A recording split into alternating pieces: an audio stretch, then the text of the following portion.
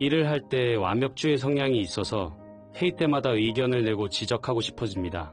그래서 가끔 의견을 내면 직속 상사의 눈빛이 별로 좋지 않습니다.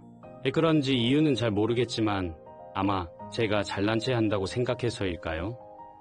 자기 장점을 다 드러내지 말라. 윗사람을 이기려고 하지 말라. 모든 승리는 미움을 가져오는데 특히 윗사람을 이기는 것은 어리석고 치명적이다. 우월함은 늘 남의 반감을 불러오기 마련인데 윗사람보다 우월하면 훨씬 더 많은 반감을 산다. 신중한 사람은 세속적인 장점들을 감추는데 이것은 마치 겉모습을 흐트러뜨려 아름다움을 감추는 것과 같다.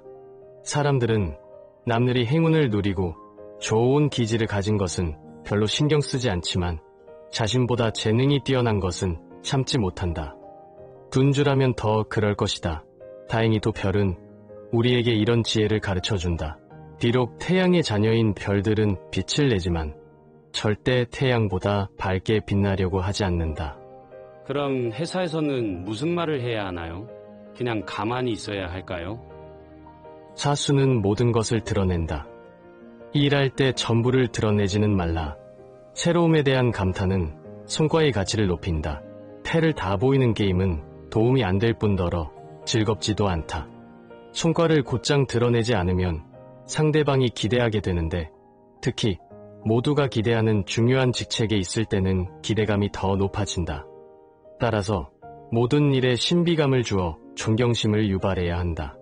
사람들과 교제할 때 속마음을 다 털어놓지 말아야 하는 것처럼 자기 생각을 알릴 때도 모든 걸 다 드러내면 안 된다. 조심스러운 침묵은 지혜의 성역이다. 직장 동료나 친구 사이에서도 마찬가지일까요? 그렇다면 대인관계에서의 처세술은 무엇인지 궁금합니다. 남 일에 신경 쓰느라 자신을 잃어버려서는 안 된다. 다른 사람에게서 자신을 분리할 줄 알라.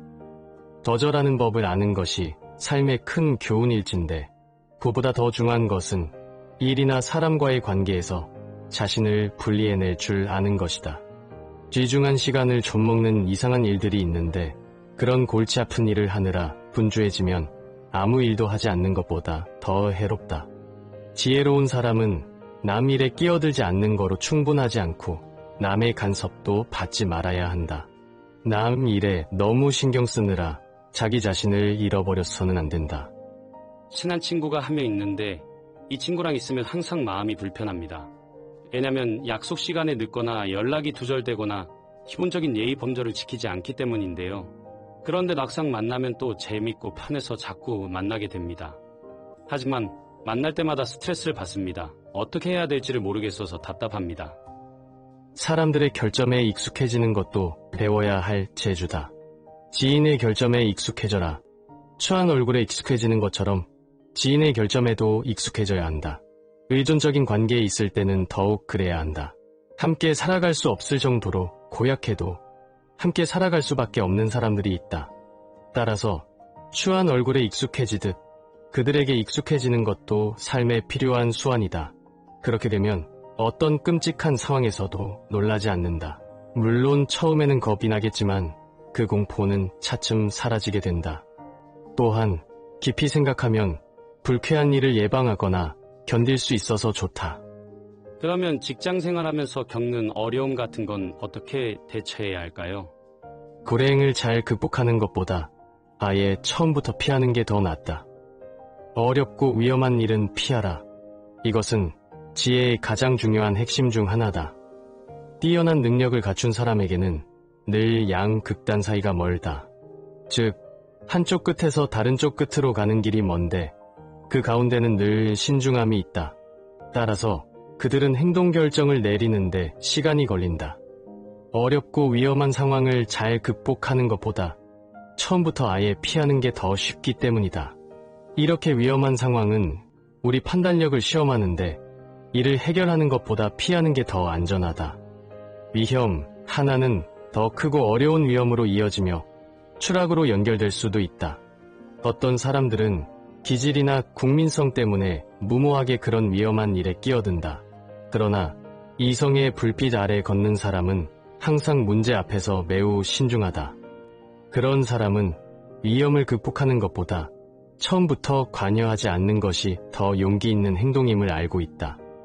피하기만 하면 주변 동료들한테 따돌림 당할 수도 있지 않을까 걱정됩니다. 안 그래도 요즘 들어 점점 소외되는 느낌이거든요. 매력은 능력을 넘어선 호의를 받게 한다. 매력적인 사람이 되라. 매력은 능숙하면서도 예의 바른 마술이다. 그 예의 있는 갈고리로는 이익보다 남들의 호의를 끌어와야 한다. 또한 매사에 그것을 사용해야 한다. 남들의 호의 없이 공로만으로는 성공할 수가 없다. 호의는 박수갈채를 얻게 해주고 다른 사람을 다스릴 수 있는 가장 실질적인 무기이기 때문이다. 매력에 빠지게 만드는 건 행운이 따라야 하지만 인위적인 기교를 사용하는 것도 도움이 된다. 물론 훌륭한 선천적 자질이 있는 곳에서 자리를 더 잘 잡는다. 여기에서 매력이 생기고 모든 사람의 호의를 얻는다. 직장에서 대형 프로젝트를 여러 번 성공시켜 왔습니다. 그래서 저를 믿고 따라주는 후배들이 많은데 그만큼 부담감도 큽니다. 그래서 이번에 은퇴를 하게 되면서 저의 인맥과 성공적인 경험들을 바탕으로 사업을 하려고 합니다. 주위에서도 많이 도와준다고 하고 자금도 어느 정도 확보했습니다. 다만 우려되는 점은 지금까지 쌓아온 이미지 때문에 혹시나 실패했을 경우 후폭풍이 두렵습니다. 나에게 기대감보다 호기심을 갖게 하라. 남들의 기대감이 너무 높을 때는 시작하지 말라.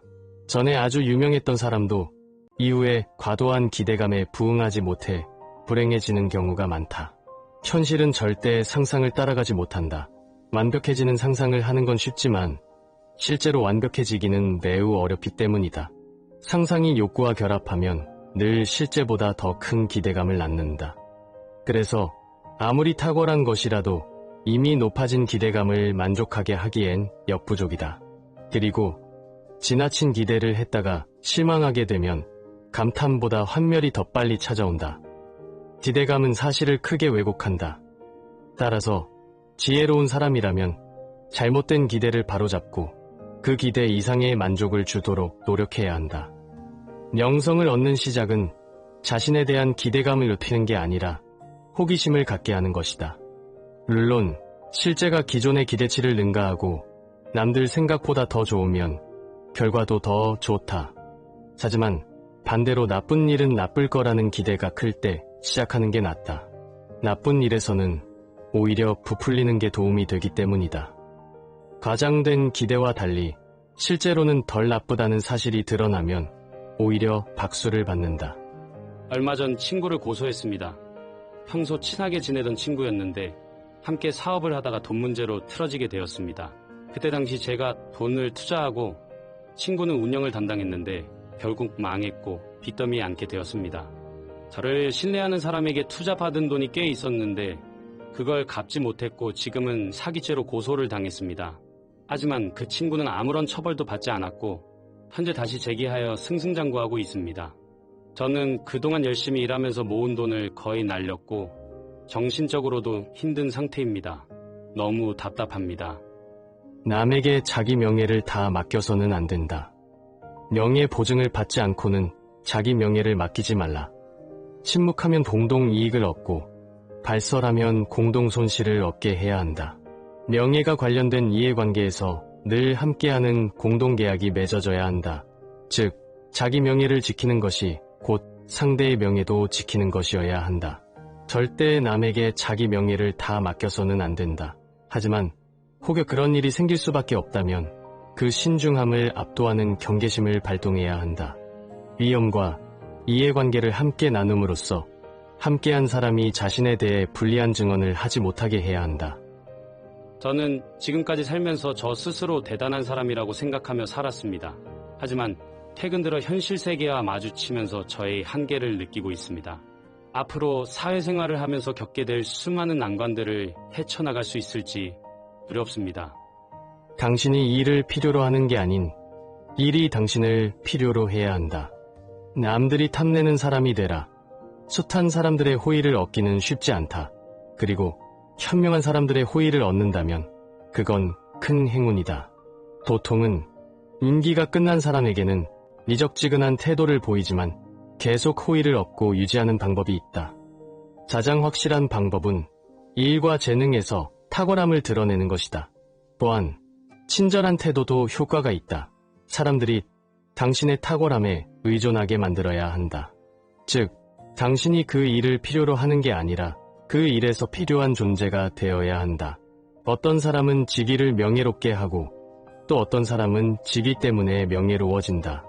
단, 후임자가 형편없어서 당신이 돋보이는 건 별 도움이 안 된다. 이것은 당신이 탐나는 사람이 아니라 후임자가 형편없는 사람이란 뜻이기 때문이다. 사람들은 종종 인간관계라는 주제에 관심을 갖습니다. 그리고 대부분의 시간을 직장에서 보내는 요즘 세상에서 일보다 더 어려운 것은 아마도 좋은 대인관계일 것입니다.